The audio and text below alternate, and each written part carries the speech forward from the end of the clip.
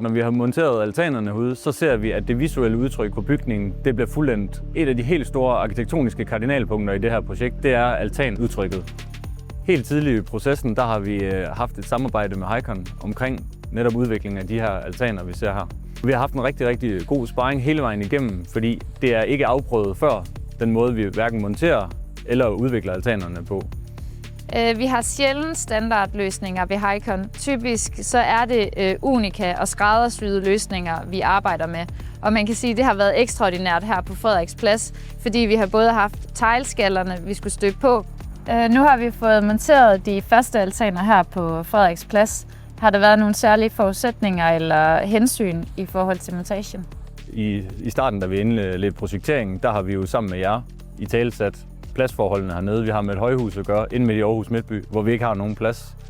Så har vi fået projekteret nogle 14 meter lange altaner. Det har selvfølgelig besværligt gjort det hele en hel del. Og vi havde nogle helt store forventninger til, at udtrykket på det her hus her, det skulle spille. Og med jeres altaner, så synes jeg virkelig, at vi er noget rigtig godt i mål med det. Så det er bestemt, ja.